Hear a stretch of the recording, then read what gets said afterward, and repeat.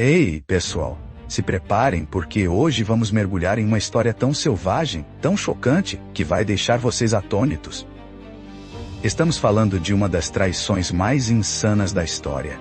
Um conto de confiança destruída da maneira mais brutal imaginável. Imagine isso.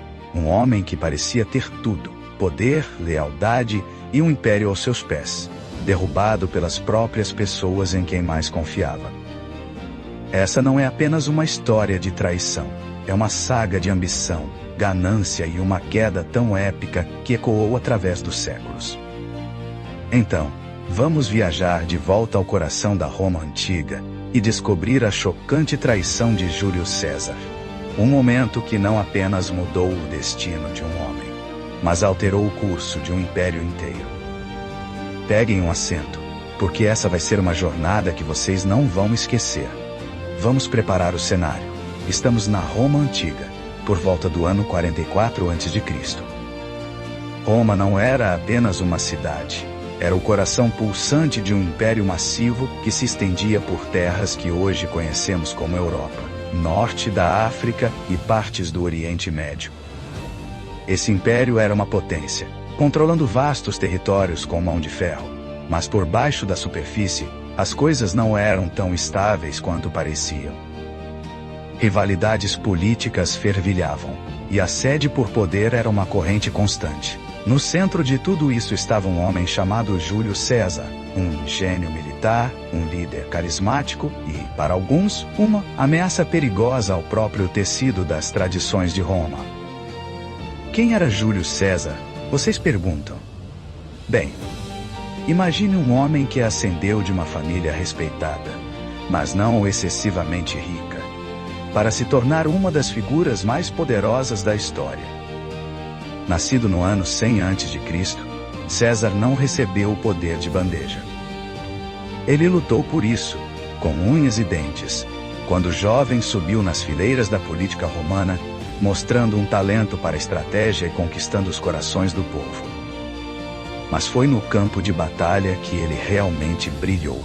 César liderou campanhas militares que expandiram as fronteiras de Roma, mais famosamente na Gália, que é a atual França e Bélgica. Suas vitórias lá o tornaram uma lenda, e seus soldados o adoravam. Eles o seguiriam para qualquer lugar, e esse tipo de lealdade era tanto uma força quanto, como veremos, uma faísca perigosa para o ciúme, entre outros. Quando nossa história começa a se desenrolar, César havia cruzado uma linha que muitos em Roma não podiam perdoar. No ano 49 a.C., ele fez o impensável. Marchou com seu exército atravessando o rio Rubicão, uma pequena mas simbólica fronteira que nenhum general deveria cruzar com tropas. Por que isso foi um grande problema?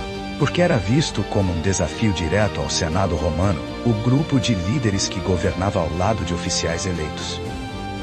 Cruzar o Rubicão era, essencialmente, declarar guerra ao seu próprio governo. E adivinha só? Após uma brutal guerra civil, ele derrotou seu rival, Pompeu, e no ano 45 a.C., foi nomeado ditador vitalício.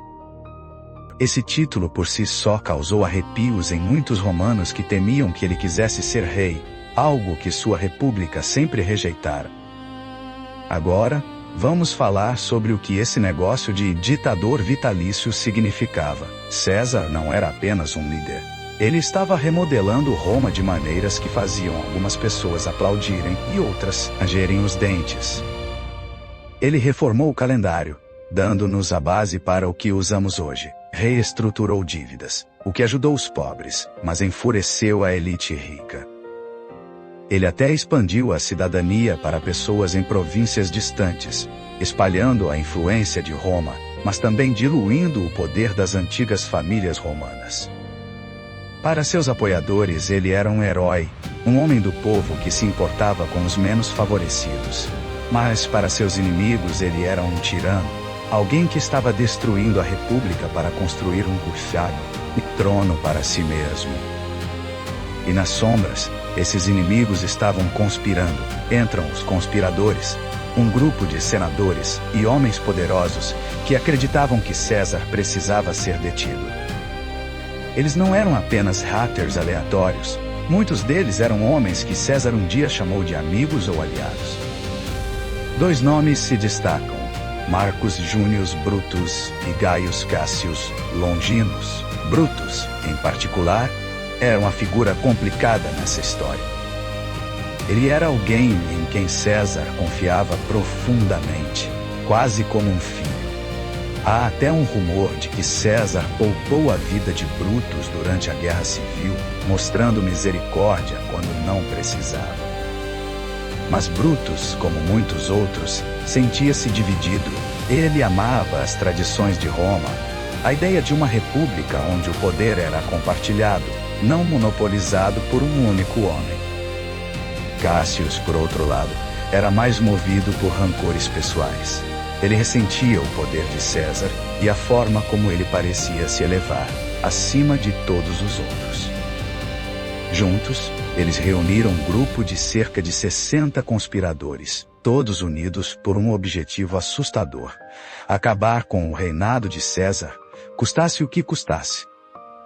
Vamos fazer uma pausa por um momento e pensar no que estava em jogo aqui. Roma não era apenas um lugar, era uma ideia, um sistema construído sobre séculos de tradição. A república tinha seus defeitos, claro, mas foi projetada para impedir que uma única pessoa se tornasse poderosa demais. Senadores como Brutus e Cassius viam César como uma ameaça direta a esse equilíbrio. Eles temiam que, se ele não fosse detido, Roma deslizaria para uma monarquia, e tudo pelo que seus ancestrais lutaram seria perdido. Mas aqui está a questão. Traição, especialmente nessa escala, não é apenas sobre política, é pessoal. É sobre confiança quebrada da maneira mais dolorosa. E para César, a traição estava prestes a acertá-lo mais de perto do que ele poderia imaginar. A data era 15 de março, no ano 44 a.C., um dia que entraria para a história como os Idos de Março. César havia sido avisado, presságios, adivinhos, até mesmo sua própria esposa, Calpurnia, imploraram para que ele ficasse em casa naquele dia. Ela teve sonhos terríveis, visões de perigo, e em um mundo onde as pessoas levavam sinais como esses a sério, seu medo não era apenas superstição. Mas César, sempre o líder confiante, ignorou os avisos. Ele tinha inimigos, claro, mas também tinha poder, soldados leais e uma cidade que, em grande parte, o reverenciava. Por que ele deveria se esconder? Então, naquela manhã fatídica, ele seguiu para uma reunião no Senado, realizada em um edifício chamado Teatro de Pompeu, uma estrutura massiva que simbolizava a grandiosidade de Roma. Imagine a cena. César, vestido com suas melhores vestes, entra na Câmara do Senado. O ar está carregado de tensão, embora ele talvez não tenha percebido. Ao seu redor estão os senadores, alguns o cumprimentando com sorrisos, outros escondendo punhais sob suas togas. Os conspiradores haviam planejado esse momento com cuidado. Eles sabiam que precisavam agir rápido, antes que os guardas ou apoiadores de César pudessem intervir. Quando César tomou seu assento, um dos senadores se aproximou com uma petição falsa, uma distração para chegar perto. E então, em um piscar de olhos, o ataque começou. Facas brilharam, retiradas de dobras escondidas, e o primeiro golpe foi desferido. César, pego de surpresa, tentou se defender, mas foi inútil. Havia muitos deles, mais de 20 homens, cada um determinado a acertar um golpe. A traição não estava apenas no ato de violência. Estava em quem desferiu os golpes, enquanto César lutava por sua vida, sangrando de múltiplos ferimentos. Ele viu rostos que reconhecia, rostos em que confiava. E então, o golpe final no estômago. Brutus, o homem a quem ele havia mostrado misericórdia, o homem que ele tratava como família, deu um passo à frente e o esfaqueou. A lenda diz que as últimas palavras de César foram "Et tu, Brut", que significa "você também, Brutus", em latim. Se ele realmente disse isso ou não, O sentimento captura a dor crua do momento. Isso não foi apenas um assassinato político. Foi pessoal, uma facada no coração em todos os sentidos da palavra. No final, César havia sido esfaqueado 23 vezes, e ele desabou na base de uma estátua de Pompeu, seu antigo rival, como se o próprio destino estivesse zombando dele. Vamos dar um passo atrás e imaginar o caos que se seguiu. A Câmara do Senado se transformou em uma cena de pânico. Alguns senadores fugiram, outros ficaram paralisados de choque. Os conspiradores, cobertos de sangue, ergueram seus punhais e gritaram que haviam salvado a República, que haviam libertado Roma de um tirano. Mas nem todos viam dessa forma. A morte de César não trouxe a paz ou estabilidade que eles esperavam. Em vez disso, mergulhou Roma no caos. O povo, muitos dos quais amavam César por suas reformas e generosidade, ficou indignado. Revoltas eclodiram nas ruas, e a cidade ficou à beira do colapso. Mas a história não termina com a morte de César. Seu assassinato desencadeou uma série de eventos que remodelariam Roma para sempre.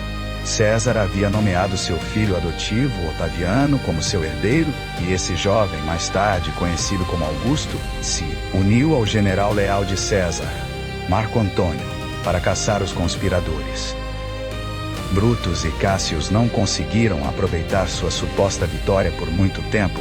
Em 2 anos eles foram derrotados na Batalha de Filipos, uma região no que hoje é a Grécia, a cerca de 1000 quilômetros de Roma. Ambos os homens tiraram suas próprias vidas, em vez de enfrentarem a captura. E Otaviano, ele se tornou o primeiro imperador de Roma, encerrando a República de uma vez por todas, e provando, em uma reviravolta amarga de ironia, que os temores dos conspiradores sobre o governo de um único homem estavam certos, só que não da maneira que esperavam.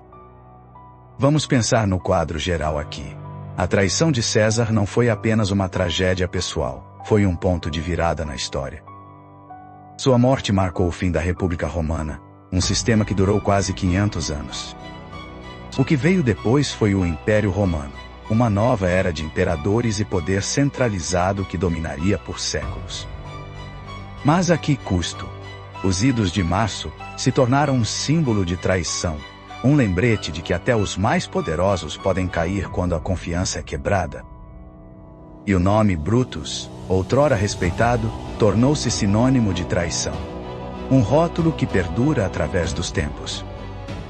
Agora, vamos ampliar ainda mais a perspectiva e considerar o que essa história significa para nós hoje. Traição, seja na política, nas amizades ou na família, corta fundo, porque vai além de ações, sobre laços quebrados. A história de César nos mostra como ambição e medo podem levar as pessoas a fazerem o impensável, mesmo com aqueles de quem um dia gostaram. É uma lição sobre confiança, sobre a fragilidade do poder e sobre as consequências das escolhas. Se César tivesse ouvido os avisos, se tivesse ficado em casa naquele dia, a história teria sido diferente. Nunca saberemos, mas é uma pergunta que permanece, que mantém essa história viva. Ao encerrarmos esse conto, vamos refletir sobre a escala do que aconteceu. Júlio César não era apenas um homem. Ele era um símbolo da glória e das falhas de Roma. Sua ascensão ao poder, estando à frente de um império que se estendia por milhares de quilômetros, foi nada menos que extraordinária. Sua queda, nas mãos daqueles mais próximos a ele, foi uma tragédia que abalou o mundo antigo. O teatro de Pompeu, onde ele deu seu último suspiro, era um complexo massivo, com estruturas que se elevavam a mais de 30 metros de altura, um palco adequado para um fim tão dramático. E o legado de sua traição vale mais do que qualquer tesouro. É inestimável nas lições que nos ensina sobre lealdade, poder e o coração humano. Então aí está a história de uma das traições mais chocantes da história. Das alturas do poder às profundezas da traição, a vida e a morte de Júlio César são um lembrete de como a confiança pode ser frágil. Seu assassinato nos idos de março, no ano 44 a.C., não foi apenas o fim de um homem, foi o fim de uma era. E ainda assim, seu nome vive, assim como a dor daquelas palavras finais, sejam elas ditas ou imaginadas. Et tu, Brut. Obrigado por se juntarem a mim nessa jornada pelo tempo. Se essa história os prendeu tanto quanto a mim, me avisem, e vamos continuar explorando os momentos selvagens, caóticos e inesquecíveis. Moldaram nosso mundo.